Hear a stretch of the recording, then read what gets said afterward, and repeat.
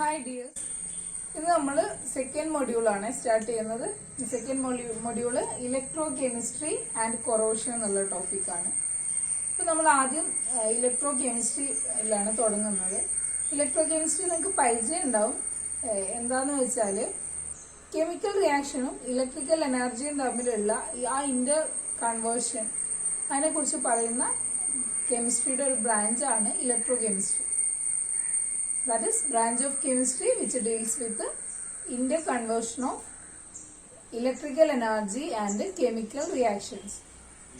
അപ്പോൾ അതിൽ നമ്മൾ ആദ്യം നോക്കാൻ പോണത് ഈ മെറ്റീരിയൽസിന്റെ ക്ലാസിഫിക്കേഷൻ ആണ്. Classification of materials. ഇപ്പോൾ മെറ്റീരിയൽസിന് അതിന്റെ ഇലക്ട്രിക്കൽ കണ്ടക്ടിവിറ്റിയുടെ ബേസിസിലാണ് നമ്മൾ ക്ലാസിഫൈ ചെയ്യാൻ പോകുന്നത്. അതായത് കറണ്ട് കടത്തി വിടോ ഇല്ലേ എന്നുള്ളതിന്റെ അടിസ്ഥാനത്തിൽ മെറ്റീരിയൽസിനെ നമുക്ക് മൂന്നായിട്ട് ക്ലാസിഫൈ ചെയ്യാം. മൂന്ന് ടൈപ്പ് മെറ്റീരിയൽസ് ഉണ്ട്.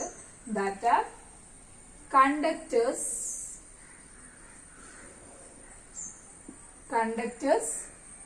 Semi conductors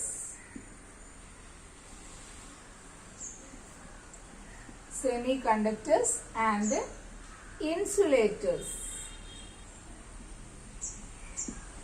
conductor, semi conductor and insulator എന്ന് മൂന്നായിട്ട് നമുക്ക് മെറ്റീരിയൽസിനെ ക്ലാസിഫൈ ചെയ്യാം. അത് കണ്ടക്ടർ എന്ന് പറഞ്ഞു കഴിഞ്ഞാൽ ഇലക്ട്രിസിറ്റി കടത്തിവിടുന്ന വസ്തുക്കളാണ് നമ്മൾ കണ്ടക്ടേഴ്സ് എന്ന് പറയാം. നമുക്കറിയാം എല്ലാ മെറ്റൽസും അലൂമിനിയം, സിൽവർ, ഗോൾഡ്, അയൺ, ഇങ്ങനെ എല്ലാ മെറ്റൽസും കണ്ടക്ടേഴ്സ് ആണ്. അത് കൂടാതെ ഹൈഡ്രോക്ലോറിക് ആസിഡ് സൊല്യൂഷൻ, അതുപോലെ തന്നെ സോഡിയം ക്ലോറൈഡിന്റെ സൊല്യൂഷൻ, ഇതൊക്കെ കണ്ടക്ടേഴ്സ് ആണ്. സാധാരണ നമ്മൾ ഉപയോഗിക്കുന്ന അലൂമിനിയം, പിന്നെ HCl സൊല്യൂഷൻ, NaCl സൊല്യൂഷൻ, ഇതെല്ലാം കണ്ടക്ടേഴ്സ് ആണ്. സെമി കണ്ടക്ടർ എന്ന് പറഞ്ഞു കഴിഞ്ഞാൽ പാർഷ്യലായിട്ട് മാത്രം ഇലക്ട്രിസിറ്റി കടത്തിവിടുന്ന വസ്തുക്കളാണ് സെമി കണ്ടക്ടേഴ്സ്. സെമി കണ്ടക്ടേഴ്സിന് എക്സാമ്പിൾ ആണ് സിലിക്കണ്, അതുപോലെ തന്നെ ജെർമേനിയം ഒക്കെ സെമി കണ്ടക്ടറാണ്. ദെൻ ഇൻസുലേറ്റർ എന്ന് പറഞ്ഞു കഴിഞ്ഞാൽ materials which do not conduct electricity. Electricity തീരെ കടത്തിവിടാത്ത വസ്തുക്കളാണ് ഇൻസുലേറ്റേഴ്സ്. എക്സാമ്പിള് പ്ലാസ്റ്റിക്, അതുപോലെ തന്നെ വുഡ്, ഇതൊക്കെ ഇൻസുലേറ്ററുകളാണ്. അപ്പോൾ കണ്ടക്ടിവിറ്റിയുടെ ബേസിസിൽ കണ്ടക്ടേഴ്സ് എന്നും സെമി കണ്ടക്ടർ എന്നും ഇൻസുലേറ്റർ എന്നും മൂന്നായിട്ട് നമുക്ക് മെറ്റീരിയൽസിനെ ക്ലാസിഫൈ ചെയ്യാം.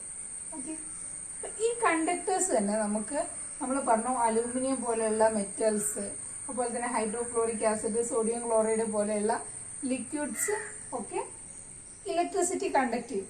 അപ്പൊ ഇങ്ങനെ ഈ ലിക്വിഡ് സ്റ്റേറ്റില് അല്ലെങ്കിൽ മോൾട്ടൻ സ്റ്റേറ്റില് ഇലക്ട്രിസിറ്റി കണ്ടക്ട് ചെയ്യുന്ന വസ്തുക്കൾ നമ്മൾ ഇലക്ട്രോലൈറ്റ്സ് എന്ന് പറയും. ഇലക്ട്രോലൈറ്റ്സ് അതായത് സോഡിയം ക്ലോറൈഡ്, ഉപ്പ്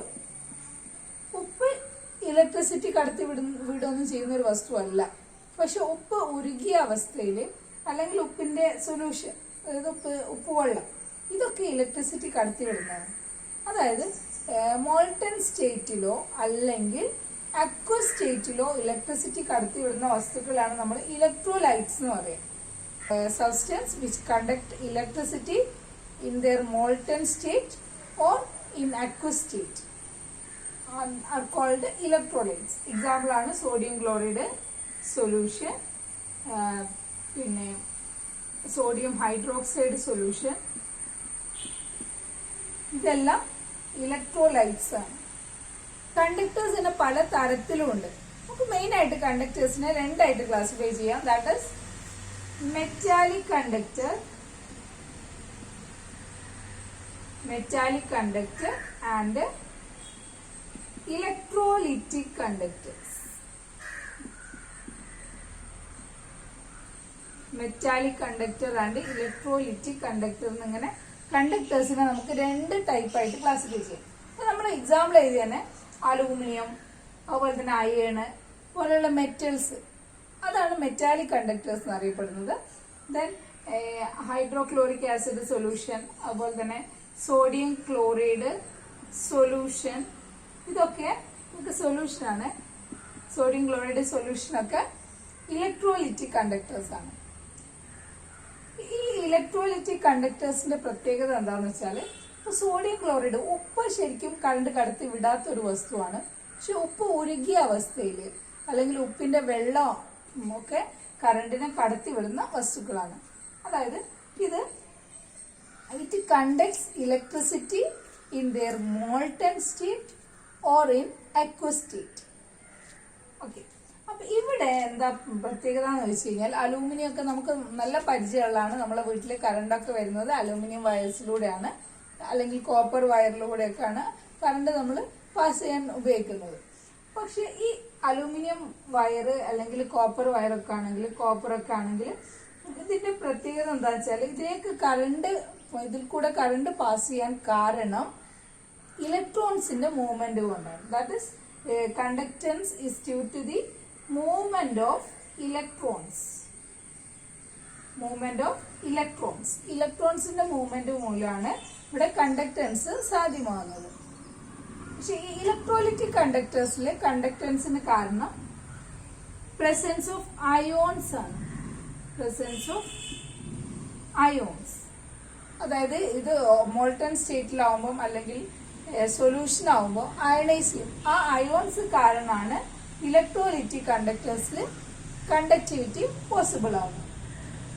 നോ കെമിക്കൽ ചേഞ്ച്, ഒരു കെമിക്കൽ ചേഞ്ച് സംഭവിക്കുന്നില്ല. നമ്മളെ വീട്ടിൽ കൂടെ കറണ്ട് വരുന്ന വയറിന് കറണ്ട് കടന്നു പോയാലും അതിന് പ്രത്യേകിച്ച് ഒരു ചേഞ്ചും ഇല്ല, കെമിക്കൽ ചേഞ്ച് ഒന്നും സംഭവിക്കുന്നില്ല.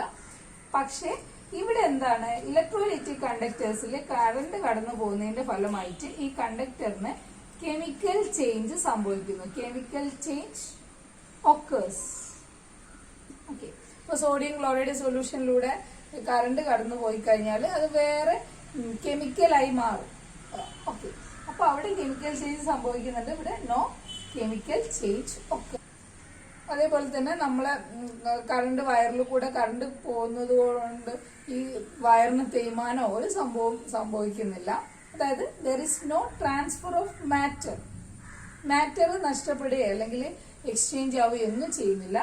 പക്ഷെ ഇലക്ട്രോലൈറ്റിക് കണ്ടക്ടേഴ്സിൽ ഇപ്പം HCl ഒക്കെ ആണെങ്കിൽ ഇലക്ട്രോളിസിസ് നടന്നു കഴിഞ്ഞാൽ അതിൽ ഹൈഡ്രജൻ റിമൂവ് ആവും, മാറ്റർ എക്സ്ചേഞ്ച് നടക്കും. That is there is transfer of matter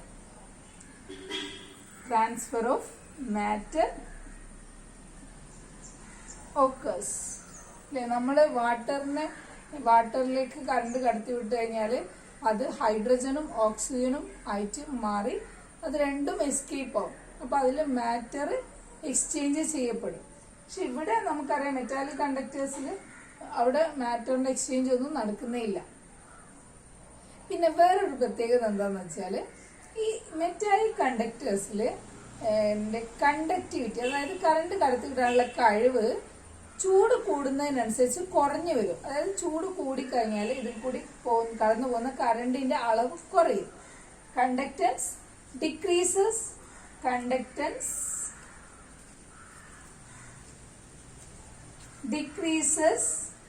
with increase in temperature കൂടുന്നതിനനുസരിച്ച് കണ്ടക്ടൻസ് കുറയും metallic conductors.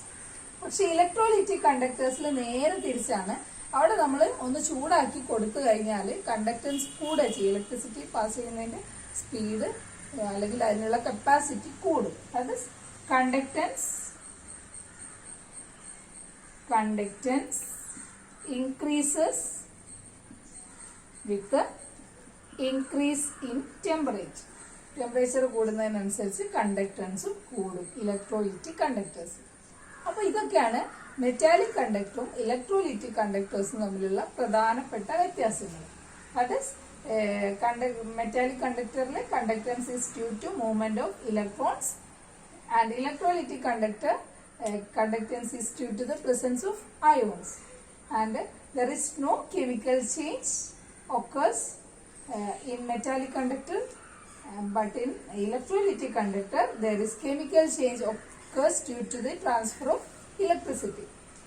Then in metallic conductor there is no transfer of matter, but in electrolytic conductor there is transfer of matter due to passage of electricity. Then in metallic conductor, conductance decreases with the increase in temperature and in electrolytic conductor, conductance increases with the increase in temperature. ഇപ്പൊ ഇലക്ട്രോലൈറ്റ്സിലൂടെ current കടന്നു പോകുമ്പോൾ അതിന് chemical change സംഭവിക്കുന്ന ഞാൻ പറഞ്ഞു. അങ്ങനെ current pass ചെയ്യുന്നതിലൂടെ ഇലക്ട്രോലൈറ്റ്സിന് chemical reaction സംഭവിക്കുന്ന പ്രോസസ്സിന് പറയുന്ന പേരാണ് ഇലക്ട്രോളിസിസ്. ഇലക്ട്രോളിസിസ്.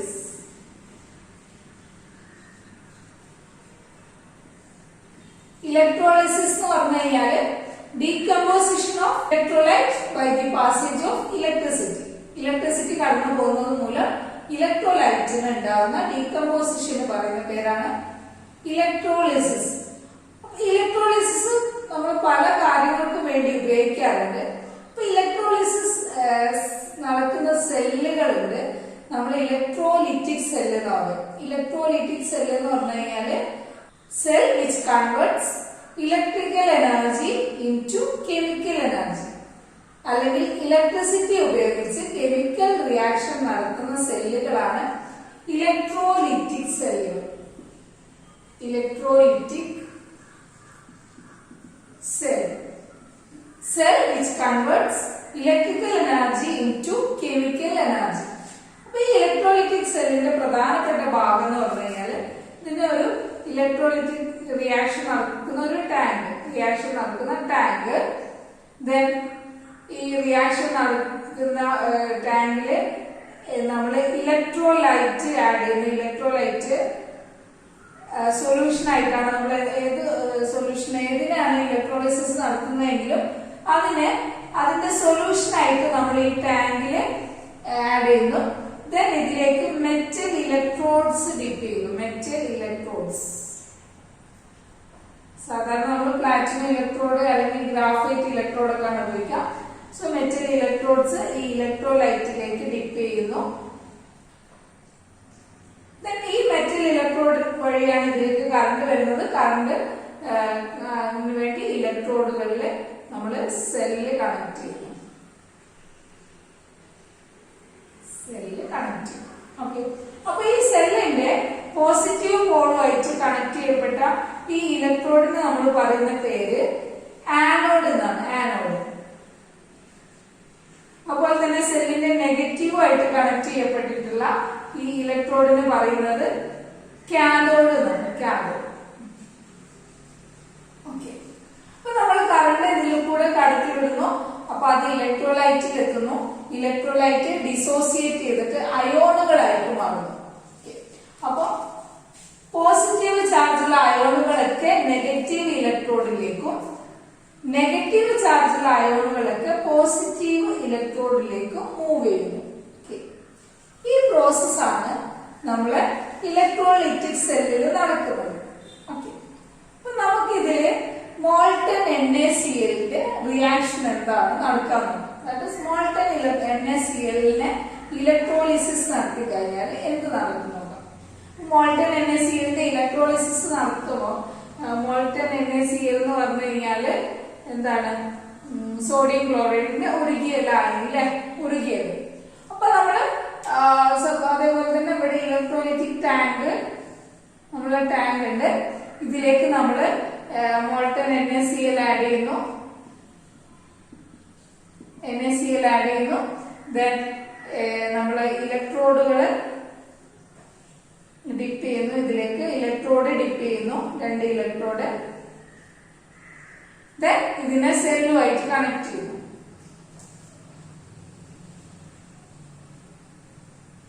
ഇത് ആനോഡാണ്. ഇത് കാഥോഡ്. അപ്പൊ ഇതിലുള്ള സൊല്യൂഷൻ NaCl ആണ്. മോൾട്ടൺ NaCl ആണ്. അപ്പൊ ഇതിൽ കൂടെ കറണ്ട് വരുന്ന സമയത്ത് എന്താ വെച്ചാൽ ഈ NaCl എന്നുള്ളത് ഇതിലിപ്പോ Na പ്ലസ് അയോണും Cl മൈനസ് അയോണും ആയിട്ടാണുള്ളത്. അപ്പൊ കറണ്ട് കടത്തി വിടുന്നതിനനുസരിച്ച് കറണ്ട് വരുന്നതിന്റെ ഫലമായിട്ട് ഇവിടെ Cl മൈനസ് അയോണുകളൊക്കെ ആനോഡിലേക്ക് മൂവ് ചെയ്യും. അതുപോലെ തന്നെ Na പ്ലസ് അയോൺസ് കാഥോഡിലേക്ക് മൂവ് ചെയ്യും. കാരണം നമുക്കറിയാം പോസിറ്റീവ് ചാർജുള്ള അയോണുകൾ നെഗറ്റീവ് നെഗറ്റീവിലേക്കും അതുപോലെ തന്നെ നെഗറ്റീവ് ചാർജുള്ള അയോണുകൾ പോസിറ്റീവ് ഇലക്ട്രോഡിലേക്കുമാണ് മൂവ് ചെയ്യുക. അപ്പൊ നമുക്ക് നോക്കാം ആനോഡിൽ എന്താണ് സംഭവിക്കുന്നത്.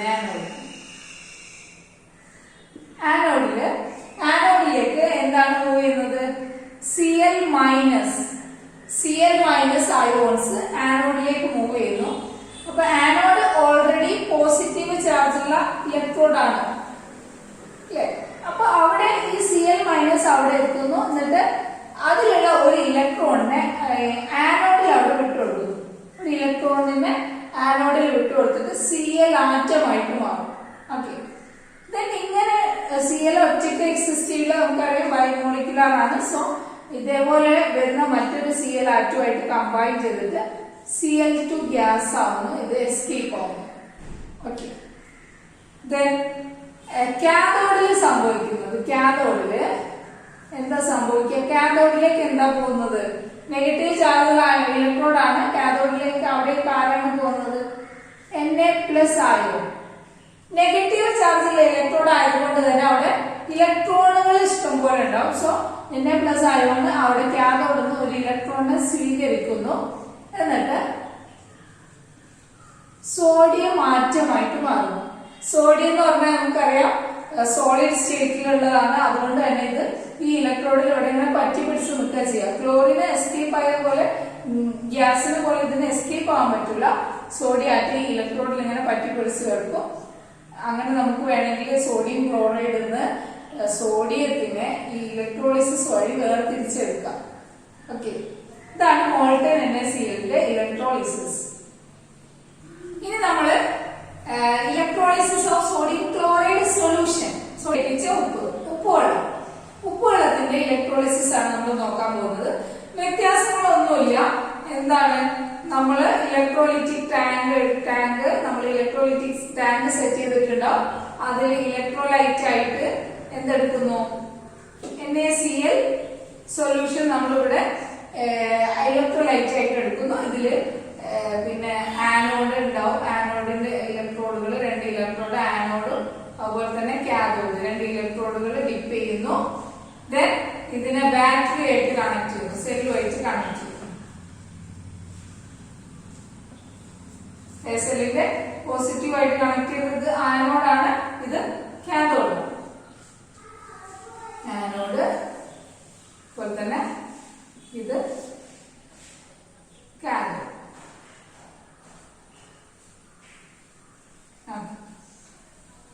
ഇവിടെ NaCl സൊല്യൂഷൻ എന്ന് പറയുമ്പോൾ അതിൽ എന്തൊക്കെയുണ്ട്? അതായത് സോഡിയം ക്ലോറൈഡ് NaCl വെള്ളത്തിൽ ലയിപ്പിച്ചതാണ്, H2O ലയിപ്പിച്ചതാണ് അല്ലെ. അപ്പൊ ഇതില് നമ്മൾ കറണ്ട് പാസ് ചെയ്യുന്ന സമയത്ത് ഇതിൽ ഏതൊക്കെ അയോണുകൾ ഉണ്ടാവും? അതായത് Na+ അയോൺ ഉണ്ടാവും, അതുപോലെ തന്നെ Cl- അയോൺ ഉണ്ടാവും, വെള്ളത്തിലുള്ള H+ അയോണും OH- അയോണും. ഇങ്ങനെ 4 ടൈപ്പ് അയോണുകൾ ഉണ്ട്. ഓക്കെ, അപ്പൊ ഈ സൊല്യൂഷൻ Na+ അയോൺ ഉണ്ട്. NaCl സൊല്യൂഷൻ എന്ന് പറഞ്ഞു കഴിഞ്ഞാല് Na+ അയോൺ ഉണ്ട്, Cl- അയോൺ ഉണ്ട്, H+ അയോൺ ഉണ്ട്, OH- അയോൺ ഉണ്ട് നമ്മുടെ ഇലക്ട്രോലൈറ്റ്. അപ്പൊ നമുക്കറിയാം കറണ്ട് പാസ് ചെയ്യുന്ന സമയത്ത്, കറണ്ട് കടത്തിവിടുന്ന സമയത്ത് പോസിറ്റീവ് ചാർജുള്ള അയോണുകളൊക്കെ ഇങ്ങനെ കാഥോഡിലേക്കും നെഗറ്റീവ് ചാർജുള്ള അയോണുകളൊക്കെ ആനോഡിലേക്കും പോകുന്നു പറഞ്ഞു. പക്ഷെ ഇവിടെ നമുക്കൊരു കൺഫ്യൂഷൻ ഉണ്ട്. ഇവിടെ പോസിറ്റീവ് ചാർജുള്ള കാഥോഡിലേക്ക് പോകാൻ ഇവിടെ Na+ അയോണും ഉണ്ട്, H+ അയോണും റെഡി ആയിട്ട് നിൽക്കുന്നുണ്ട്. അതുപോലെ തന്നെ ആനോഡിലേക്ക് പോകാൻ Cl- ഉണ്ട്, OH- ഉണ്ട്. അപ്പൊ ഇവിടെ സാധാരണ രീതിയിൽ ഇങ്ങനെ 2 അയോൺ ഉണ്ടെങ്കിൽ രണ്ടാളും കൂടെ ആനോഡിലേക്കോ അല്ലെങ്കിൽ ഇലക്ട്രോഡുകളിലേക്ക് പോകില്ല. അതില് ഡിസ്ചാർജ് പൊട്ടൻഷ്യൽ കുറവുള്ള അയോണാണ് ഇലക്ട്രോഡിലേക്ക് പോവുക. അതിലേക്ക് പോകാനുള്ളത് നമ്മുടെ Na+ഉം H+ ഉണ്ട് അല്ലെ. അപ്പൊ ഇതില് ഡിസ്ചാർജ് പൊട്ടൻഷ്യൽ കുറവ് H+നാണ്. H+നാണ് ഡിസ്ചാർജ് പൊട്ടൻഷ്യൽ കുറവുള്ളത്. അപ്പൊ സൊല്യൂഷനിലുള്ള H+ അയോണുകളാണ് എങ്ങോട്ട് പോവുക? കാഥോഡിലേക്ക് പോവുക. അതേപോലെ തന്നെ ആനോഡിന്റെ കേസ് എടുക്കുകയാണെങ്കിൽ Cl- അതുപോലെ തന്നെ OH- കമ്പയർ ചെയ്യുന്ന സമയത്ത് ഡിസ്ചാർജ് പൊട്ടൻഷ്യൽ പ്രിഫറൻസ് കൂടുതൽ Cl- Cl മൈനസ് ആയിരിക്കും. അപ്പൊ പിന്നെ ഈ ഇലക്ട്രോളിസിസ് നടക്കുന്ന സമയത്ത് ആനോഡിൽ നടക്കുന്ന റിയാക്ഷൻ എന്താന്ന് വെച്ചാല് സെയിം Cl മൈനസ് എവിടേക്ക് പോകുന്നു, ആനോഡിലേക്ക് പോകുന്നു. എന്നിട്ട് അത് എന്തായിട്ട് മാറും, Cl ആറ്റം ആയിട്ട് മാറിയിട്ട് അവിടെ ഒരു ഇലക്ട്രോണിനെ വിട്ടുകൊടുക്കുകയും ചെയ്യും. ഇങ്ങനെയുള്ള ഈ Cl ആറ്റം ഇങ്ങനെയുള്ള വേറൊരു Cl ആറ്റമായിട്ട് കമ്പൈൻ ചെയ്തിട്ട് Cl2 ഗ്യാസ് ആയിട്ട് എസ്കേപ്പ് ചെയ്യും. ഗ്യാസ് ആയതുകൊണ്ട് ഇത് എസ്കേപ്പ് ചെയ്യുന്ന കാണിക്കാൻ വേണ്ടിയിട്ടാണ് ഇങ്ങനെ ഒരു മാർക്കിങ്. ഓക്കെ, കാഥോഡിൽ നടക്കുന്നത് എന്താ? കാഥോഡിൽ നടക്കുന്നത് H+ ആണ് കാഥോഡിലേക്ക് പോകുന്നത് അല്ലെ. H+ അയോൺസ് കാഥോഡിലേക്ക് പോകുന്നു. എന്നിട്ട് അവിടുന്ന് ഒരു ഇലക്ട്രോണിനെ സ്വീകരിക്കുന്നു. കാരണം H+ എന്ന് പറഞ്ഞാൽ ഒരു ഇലക്ട്രോൺ കുറവുള്ളതാണ്. അപ്പൊ എന്നിട്ട് H+ ഒരു ഇലക്ട്രോൺ സ്വീകരിച്ചിട്ട് ഹൈഡ്രജൻ ആറ്റമായിട്ട് മാറുന്നു. ഈ ഹൈഡ്രജൻ ആറ്റം നേരത്തെ ഇതേപോലെ ഉണ്ടായ വേറൊരു ഹൈഡ്രജനുമായിട്ട് കൂടി ചേർന്നിട്ട് എന്തായിട്ട് മാറും? H2 ഗ്യാസ് ആവും. ഗ്യാസ് ആണ്, അതുകൊണ്ട് ഇങ്ങനെ ഒരു മാർക്കിംഗ് കാണിക്കും. ഓക്കെ, ഇനി ബാക്കി സൊല്യൂഷൻ. ഈ സൊല്യൂഷനിൽ ഇനി ബാക്കി ആരാണ്? H പോയി, Cl പോയി, ബാക്കി Na OH. Na പ്ലസ് അയോണും OH മൈനസ് അയോണും. Na പ്ലസ് അയോണും OH മൈനസ് അയോണും കമ്പൈൻ ചെയ്ത് കഴിഞ്ഞാൽ NaOH എന്നുള്ളൊരു ബേസ് ആണ് കിട്ടുക. ഓക്കെ, അപ്പൊ നമുക്ക് NaOH പ്രിപ്പറേഷൻ വേണമെങ്കിൽ സോഡിയം ക്ലോറൈഡിന് ഇലക്ട്രോളിസിസ് നടത്തിയാൽ മതി അല്ലെ. അപ്പൊ ഇങ്ങനെ പല രീതിയിലും നമുക്ക് ഇലക്ട്രോളിസിസ് നടത്താം. ഇലക്ട്രോളിസിന് ഇതുപോലുള്ള ഒരുപാട് ആപ്ലിക്കേഷൻസ് ഉണ്ട്. നമ്മള് മോൾട്ടൺ സോഡിയം ക്ലോറൈഡിന്റെയും അതുപോലെ തന്നെ അക്വസ് സോഡിയം ക്ലോറൈഡിന്റെ ഇലക്ട്രോളിസിസ് വരെയാണ് നോക്കിയല്ലേ. അപ്പൊ മോൾട്ടൺ സോഡിയം ക്ലോറൈഡിനെ ഇലക്ട്രോളിസിസ് ചെയ്തിട്ട് നമുക്ക് സോഡിയം ഉണ്ടാക്കി എടുക്കാമെന്ന് നമുക്ക് മനസ്സിലായി. അതുപോലെ തന്നെ സോഡിയം ക്ലോറൈഡ് സൊല്യൂഷൻ ഉപ്പുവെള്ളത്തിൽ നിന്ന് നമുക്ക് സോഡിയം ഹൈഡ്രോക്സൈഡ് എന്ന് പറഞ്ഞ കെമിക്കൽ ഉണ്ടാക്കി എടുക്കാന്നൊക്കെ നമുക്ക് മനസ്സിലായി. ഇങ്ങനെ ഒരുപാട് കാര്യങ്ങള് ഇലക്ട്രോളിസിന്റെ ആപ്ലിക്കേഷൻ ഉണ്ട്. അപ്പൊ അതിലേക്കൊക്കെ നമ്മൾ കടക്കുന്നതിന് മുന്നേ നമുക്ക് അറിയേണ്ടത് വേറൊരു കാര്യമുണ്ട്, പ്രധാനപ്പെട്ട കാര്യം. അതായത് മൈക്കൽ ഫാരഡേ എന്ന് നിങ്ങൾ കേട്ടിട്ടുണ്ടാവും അല്ലെ. ഫാദർ ഓഫ് ഇലക്ട്രിസിറ്റിയാണ്, കറണ്ട് കണ്ടുപിടിച്ച ആളാണ്. അപ്പൊ അദ്ദേഹം ഇലക്ട്രോളിസിസിനെ കുറിച്ച് കുറച്ച് കാര്യങ്ങൾ പറഞ്ഞു വെച്ചിട്ടുണ്ട്. നമ്മൾ അതിലേക്ക് നമുക്ക് ഇനി അടുത്ത ക്ലാസ്സിൽ നമുക്ക് ആ കാര്യങ്ങൾ ഡിസ്കസ് ചെയ്യാം. ഓക്കെ.